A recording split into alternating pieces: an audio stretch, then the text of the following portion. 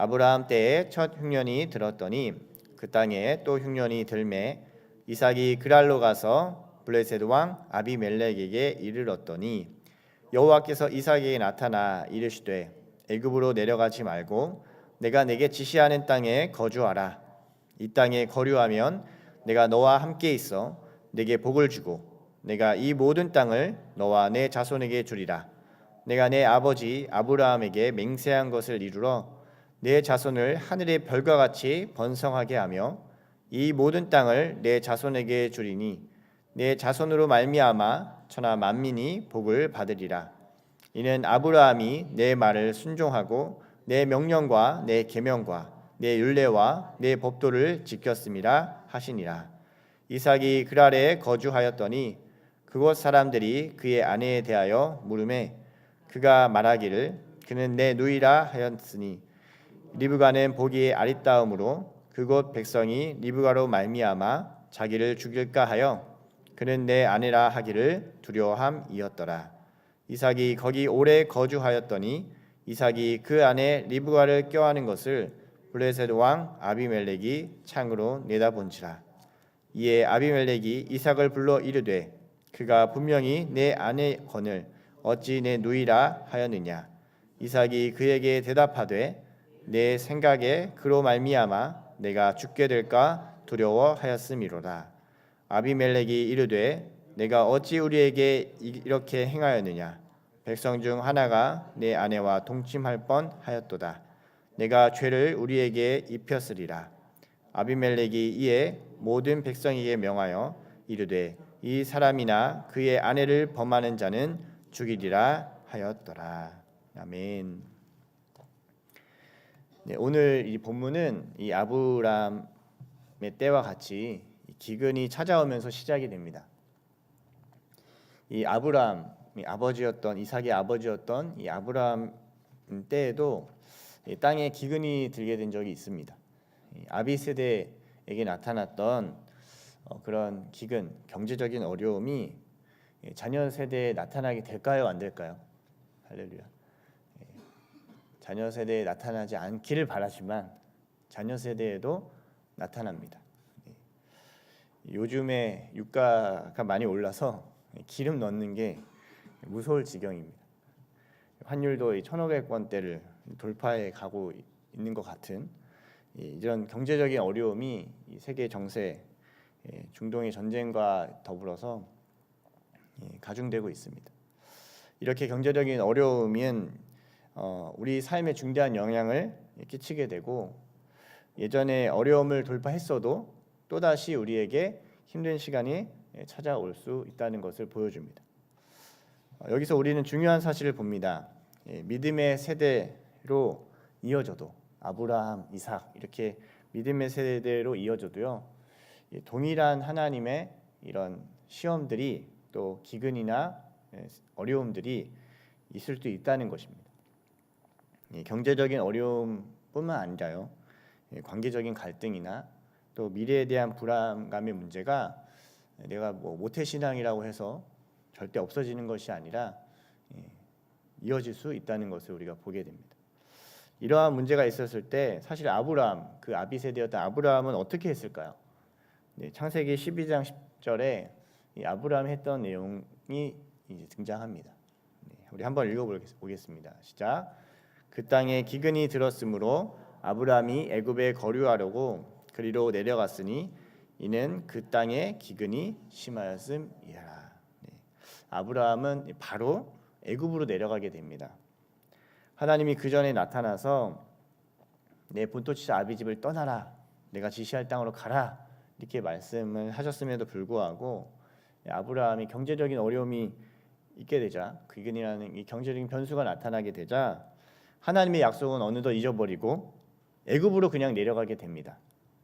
그런데 아버지가 했던 이 실수를요, 아들 이삭도 동일하게 합니다. 저도 이제 성장을 하면서 예전에 아버지가 잘못된 부분들에 대해서 막 이제 비난하거나 왜 그렇게 하시지? 막 어렸을 때는 막 그런 생각을 많이 했는데요. 이제 성장을 하다 보니까요, 내가 아버지 비난했던 부분이 나에게도 있었구나 이런 것들 이렇게 경험하게 돼요. 근데 그런 이해 속에서 반복되는 실수나 어려움이 있다는 것을 우리가 직면할 때가 있습니다. 이것은 인간은 근원적으로 죽을 수밖에 없는 이 죄인이라는 것을 보여줍니다. 3대, 4대, 5대 믿음의 집안이어도요, 한 인간이 가지는 이 죄와의 싸움은 동일하다는 것을 얘기해주고 있습니다. 육신의 유혹이나 경제적인 어려움이 오면 그대로 잘못된 결정을 내리기가 쉽다는 것이죠. 그러나 하나님은 동일하신 분입니다. 어제나 오늘이나 영원히 동일하신 분입니다. 근데 이 하나님이 동일하신 이 하나님의 차이가 나는 부분이 하나 있습니다. 아브라함은 애굽으로 내려가는 부분까지 하나님이 그냥 기다리십니다. 애굽으로 내려가게 하셔서 거기서 이제 또 실수를 하게 되고 잘못하게 되는 것을 하나님이 직접 막아주십니다. 근데 이삭은요 좀 그렇지 않습니다. 애굽으로 내려가는 것보다 더 빨리 하나님이 이삭에게 나타나는 내용이 나옵니다. 우리 1절부터 6절까지 말씀을 한번 보겠습니다. 1절부터 6절까지 말씀 읽어보겠습니다. 시작. 아브라함 때에 첫 흉년이 들었더니 그 땅에 또 흉년이 들매 이삭이 그랄로 가서 블레셋 왕 아비멜렉에게 이르렀더니 여호와께서 이삭에게 나타나 이르시되 애굽으로 내려가지 말고 내가 내게 지시하는 땅에 거주하라. 이 땅에 거류하면 내가 너와 함께 있어 내게 복을 주고 내가 이 모든 땅을 너와 네 자손에게 주리라. 내가 내 아버지 아브라함에게 맹세한 것을 이루어 내 자손을 하늘의 별과 같이 번성하게 하며 이 모든 땅을 내 자손에게 주리니 내 자손으로 말미암아 천하 만민이 복을 받으리라. 이는 아브라함이 내 말을 순종하고 내 명령과 내 계명과 내 율례와 내 법도를 지켰음이라 하시니라. 이삭이 그랄에 거주하였더니 이삭이 애굽으로 내려가려고 했습니다. 그의 생각을 아시고 하나님이 그를 막아서면서 약속을 주십니다. 당시 애굽은 가장 안전해 보이는 곳입니다. 가장으로서 이 책임져야 될 식구들이 많았기 때문에 이삭은 애굽으로 내려가려고 했습니다. 많은 사람들이 경제적인 어려움 앞에서 결국엔 돈을 찾습니다. 그럼 그런 어려움이 있을 때 무엇을 우리는 찾아야 할까요? 우리가 기도하며 금식하며 하나님께 구했을 때 우리가 찾아야 할 것은 무엇일까요? 그것은 바로 하나님과의 약속입니다. 하나님은 아브라함에게 약속하셨던 내용을 다시 떠올리게 합니다. 아비세대와 한 약속을 이어가게 하십니다. 모태신앙의 강점이 뭘까? 저는 모태신앙이 아닙니다만 모태신앙들을 보면 강점이 뭘까라고 봤을 때 어려움이 없는 것이 아니라 그 가문을 인도하셨던 하나님의 약속을 떠올리기가 쉽다는 것입니다. 하나님께서 이렇게 하셨지, 우리 엄마한테도 이렇게 하셨지, 어려울 때 이렇게 하셨지. 저도 뭐 모태신앙 아니지만 어렸을 때부터 교회를 다녔기 때문에, 그리고 어머니가 제가 초등학교 때 신앙생활 시작하셨기 때문에 그 어머니가 경제적으로 어려움 속에서 어떻게 하나님을 만나고 인도하셨는지를 제가 보게 됩니다. 그래서 저도 경제적인 어려움이 이제 찾아오게 되면 쉽지 않지만 어렵지만 그때 그 어머니가 믿음으로 돌파했었던 그 모습들이요 계속 생각이 나더라고요. 저는 그게 이제 모태신앙의 강점이 아닌가 생각을 해봅니다. 근데 그 약속이 무엇이었는가? 아브라함을 통해서 한 약속이 무엇이었는가? 쉽게 말하면 너로 번성하게 할 것이다. 너는 복이 될 것이다. 라고 말씀하시는 겁니다. 내 통장 잔고는 지금 바닥을 가고 있고 상황은 지금 기근인데 복이라니요. 하나님의 약속은 번성입니다.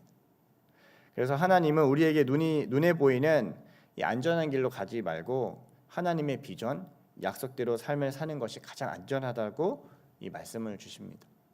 그래서 영적인 위기는 기근이나 경제적인 어려움이 있는 것이 아니라 하나님과의 약속과 비전을 잃어버린 데 있습니다. 이번 주에 이제 담임 목사님 주일날 말씀에 많은 말씀을 하셨지만 키포인트는 그거예요. 기도와 금식으로 주의 성령을 기다리라. 기도와 금식을 통해서 궁극적으로 우리에게 나타나는 유익은요, 결국엔 기도하면서 금식하면서 하나님 얼굴을 구하고 찾을 때 우리에게 선명하게 기억되는 것이 하나 있습니다. 그것은 바로 하나님의 약속과 비전입니다. 나를 만드신 이유, 나를 인도하시는 이유, 나를 여기까지 세우신 이유를 보게 되는 것입니다. 우리 삶이 어렵고 답답하고 건강의 어려움, 감정의 어려움, 또 경제적인 어려움이 찾아오면요, 어느덧 그거 잊어버리고 그냥 내 생각대로 삶을 살아가게 돼요. 네. 그래서 저도 이제 금식을 진행하고 있습니다. 근데 저는 좀 다른 금식을 하고 있어요. 밥 안 먹는 금식도 물론 이제 계획하고 있지만 저는 좀 미디어 금식을 좀 진행하고 있습니다. 제가 의외로 많이 보더라고요. 이거를 네이버 기사를 너무 많이 보더라고요. 그리고 카톡도 수시로 하다 보니까요. 카톡을 하다 보면 어느 순간 이제 다른 것들 연동해서 찾아가 들어가기 너무너무 쉬운 거예요. 생각보다 이 스마트폰이요, 우리가 이제 보게 되고 뉴스를 보게 될수록 불안감이나 또 비교하게 되면서 그런 어려움들이 가중됩니다. 매일 기름값 오르고 경제적인 패닉과 공황 속에서 세상은 계속해서 얘기합니다. 살아남는 방법이 무엇인가? 이런 상황에서 어떻게 해야 내가 다른 사람보다 뒤처지지 않고 조금이라도 손해보지 않고 삶을 살아갈 것인가를 정말 다양한 전문가들이 나와서 얘기를 합니다. 근데요, 이런 말씀 속에서 하나님의 말씀과 비전은 어느덧 사라져가고 있습니다. 그런 현실을 제가 보게 됩니다. AI가 또 너무너무 잘 발달돼서요, 이제는 AI한테 다 물어보게 되는 경우들이 많아요. 저도 뭐가 문제가 생기면 하나님이 먼저 생각이 안 나고 GPT는 어떻게 생각할까? 이런 생각이 있는 게 지금의 현실 속에 있습니다. 이렇게 성경이 떨어질 정도로 우리는 다른 것을 의지할 때가 많습니다. 이삭은 하나님이 지정한 이 그랄 땅에 거주하게 됩니다. 그가 대산 해설하기보다는 많은 혹자들이 이 설교를 할 때 이삭은 그래도 달랐습니다. 아브라함은 애굽으로 갔지만 이삭은 순종했습니다. 이렇게 하지만 사실은 그가 대단해서라기보다는요, 하나님이 일하심이 있었던 거예요. 나타나셨기 때문입니다. 왜냐하면 그가 그 땅에서 행했던 그 연약함을 봤을 때는요, 아브라함과 동일하기 때문이에요. 네, 우리가 읽었던 7절의 말씀에 그 연약함이 나타납니다. 동일하게 나타납니다. 이 아브라함이 했던 동일한 연약함이 나타나는데요. 우리 이삭의 연약함을 한번 보겠습니다. 읽어볼까요? 시작. 그곳 사람들이 그의 아내에 대하여 물음에 그가 말하기를 그는 내 누이라 하였으니 리브가는 보기에 아리따움으로 그곳 백성이 리브가로 말미암아 자기를 죽일까 하여 그는 내 아내라 하기를 두려워함이었더라. 자기 아내를 누이라고 한 것입니다. 그 아브라함은 그래도 진짜 족보적으로 이렇게 누이가 되기 때문에 또 누이라고 얘기했다라고 이렇게 변명하기도 했는데 사실은 이삭 입장에서는 절대 누이가 아니죠. 근데 그 당시에 힘 있는 사람들은 아내를 강제로 빼앗기 위해서 이 남편이라고 하면 남편을 제거하기도 했습니다. 그러나 누이라고 하면 결혼을 할 수 있기 때문에 아내를 얻을 수 있기 때문에 오히려 결혼 지참금을 가지고 오게 됩니다. 그렇기 때문에 오히려 경제적인 어려움을 해결하기도 쉽습니다. 제가 이 말씀을 계속 묵상하다 그럼 이게 도대체 왜 이렇게 했을까? 지금 시대에서는 그렇게 하기가 쉽지가 않잖아요. 근데 지금 시대로 말하면 어떤 걸까라고 이렇게 묵상을 해봤는데 지금으로 말하면 이 아내를 앞세워서 살아가는 것과 비슷한 것이 아닌가. 남편으로 가장의 역할을 못할 때요, 이 아내들이 세상 앞에서 가정을 지키는 일을 하게 됩니다. 근데 남편이 자기의 의무를 포기해야 하는 거죠. 근데 이런 것과 별반 다르지 않나 보이는 이런 연약함의 모습을 보게 됩니다. 경제적인 어려움 앞에 이 남편으로서 무력한 것입니다. 결혼하기 전에 여러분 여기 청년 동지분들도 있지만 형제 자매분 오빠만 믿어 할렐루야 그렇게 얘기합니다. 대부분 남자분들이 그렇게 얘기하죠. 그리고 굉장히 믿음직해 보이고, 근데 가정을 이끌다 보면요, 오빠만 믿고 살아갈 수 없다는 이 현실을 누구보다 절실히 깨닫습니다. 보호해줘야 하고 지켜줘야 되는 대상이었는데 아내가 어느덧 이 아내를 앞세워서 자기를 보호하려고 하는 이 남성의 이 완악함을 보게 됩니다. 그래서 여러분 가정을 지키는 분이 누군가요? 궁극적으로 지키는 분이 있습니다. 남편이 지킬 수 있나요? 아내가 지킬 수 있나요? 겉으로 보기에는 그렇게 되지만요. 예, 영적인 제사장으로 남편을 세우시긴 하지만요. 궁극적으로 이 위기의 가정을 지키시는 유일한 분이 있습니다. 그분은 바로 하나님이십니다. 이 가정 어떻게 하나님 지킬까요? 눈물로 주 앞에 기도하고 엎드려 하나님 앞에 간구하는 자를 통해서 하나님이 이 가정의 가장 큰 약속, 이 가정마다 주시는 이 미션을 통해서 이 가정을 지켜 나가신다는 것입니다. 하나님 어떻게 가정을 지키시나? 우리 8절부터 11절 이 이삭의 가정을 어떻게 하나님 지키셨는지 우리 한번 보겠습니다. 8절부터 11절 말씀 읽어보겠습니다. 시작. 이삭이 거기 오래 거주하였더니 이삭이 그 안에 리브가를 껴안은 것을 블레셋 왕 아비멜렉이 창으로 내다본지라. 이에 아비멜렉이 이삭을 불러 이르되 그가 분명히 내 아내거늘 어찌 내 누이라 하였느냐. 이삭이 그에게 대답하되 내 생각에 그로 말미암아 내가 죽게 될까 두려워하였음이로라. 아비멜렉이 이르되 내가 어찌 우리에게 이렇게 행하였느냐. 백성 중 하나가 내 아내와 동침할 뻔하였도다. 내가 죄를 우리에게 입혔으리라. 아비멜렉이 이에 모든 백성에게 명하여 이르되 이 사람이나 그의 아내를 범하는 자는 죽이라 하였더라. 아브라함은 직접 하나님이 꿈에서 이 애굽 왕에게 나타나기도 하셨지만 이 이삭의 가정은 하나님이 이것을 허락하십니다. 그 땅의 이 블레셋 왕이었던 이 아비멜렉이 그 이삭이 그 아내였던 리브가를 껴안은 것을 보게 만드십니다. 여기 아비멜렉은 여러분 다 알다시피 아부와 멜레크의 이제 합성어죠. 그래서 내 아버지가 왕이다. 그래서 애굽에는 바로가 왕이라면 이 블레셋에서는 아비멜렉이 왕의 어떤 칭호입니다. 그래서 계속 아비멜렉이 성경에 보면 여러 명이 나오는 것 같이 느껴지는데요. 그런데 이 왕이 껴안는 것을 보게 됩니다.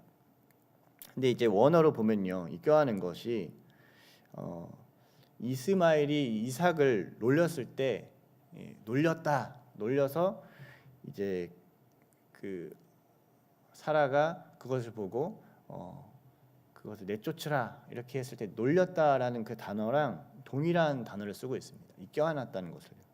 근데 이게 어떤 의미냐면 그냥 껴안은 거 정도가 아니라 이렇게 막 포옹 정도 이렇게 한 게 아니라요.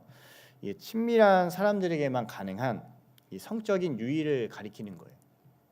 그래서 이스마엘이 이삭에게 했던 부분도요. 사라가 단지 애들끼리 놀리는 정도를 얘기한 게 아니라요. 어떻게 보면 이 신랑과 신부로서의 이 권위적인 부분에서 하듯 이 성적인 유의가 드러났을 때 이 부분을 보면서 영적으로 받아들이기 어려웠던 일이 되었기 때문에 내쫓으라고 아마 얘기한 것이 아닌가 이렇게 보여집니다. 근데 아비멜렉도 이삭이 이렇게 껴안은 걸 보면요, 그냥 단순히 누이로서 껴안은 것이 아니라 아내라는 걸 분명히 느낄 정도로 이런 친밀함이 있었다는 것을 보게 됩니다. 그리고 이삭에게 누이라고 한 근거를 묻습니다. 이삭은 자신이 죽게 될까 두려웠다라고 솔직하게 고백을 합니다. 가장 근본적인 두려움이 우리가 나옵니다. 우리가 하나님 앞에 서고 또 하나님 앞에 말씀 앞에 서고 하나님이 주어진 자리에 설 때요, 사실 우리는 우리의 존재가 이제 그동안 꼭꼭 숨고 눌러왔던 우리의 존재의 근원적인 두려움이 직면되는 경우들이 있어요. 그래서 사실 이것으로부터 하나님이 새롭게 시작하시는 출발점으로 우리 가운데 삼아주십니다. 가장 근본적인 두려움이 나옵니다. 가장으로 가정을 이끌어갔지만 이러다가 자신이 죽게 될 것 같고 감추고 속였던 그 두려움이 이 고백이 됩니다. 그런데 이 두려움을 직면했는데요, 하나님은 아비멜렉의 입술을 통해서 이삭과 리브가를 지킬 것을 선포하십니다. 하나님은 나의 가장 큰 두려움을 마주한 그 순간 주님의 일하심을 드러내십니다. 부족하고 연약했던 이삭의 한 인생에 하나님은 이 아브라함을 통해서 약속하셨던 그 언약을 기억하게 하시고 이어갑니다. 이삭이 대단해서 이 문제를 돌파할 수 없었습니다. 내가 더 큰 능력을 가지거나 더 큰 능력이 있는 사람을 만난다고 이 문제가 해결되지도 않습니다.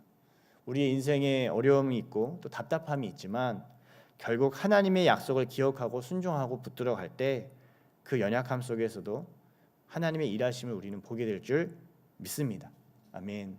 이번 주 계속 기도하고 금식하는 그 시간을 통해서 우리가 꼭 발견했으면 좋겠습니다. 하나님이 나를 부르신 이유, 나를 인도하시는 이유, 나를 살아가게 하실 이유, 그 약속의 비전이 우리에게 분명하게 보여지고 나타나기를 여러분 축복합니다. 그리고 하나님의 약속을 믿고 지금 이 답답하고 어찌할 수 없는 이 현실의 문제를 돌파하는 은혜가 우리 가운데 있기를 예수님을 축복합니다. 아멘. 반드시 여러분, 하나님이 여러분의 이 삶을 돌파하게 하셔서 하나님, 나의 연약함 속에서도, 나의 부족함 속에서도, 나의 죄악 속에서도 주님이 일하심을 내가 노래할 것입니다. 이것이 우리가 하나님 앞에 드릴 수 있는 가장 큰 귀한 고백이고 영광이고 찬양이 될 줄 믿습니다. 아멘. 그렇게 살아가는 한 날이 되시기를 기도합니다. 기도하겠습니다.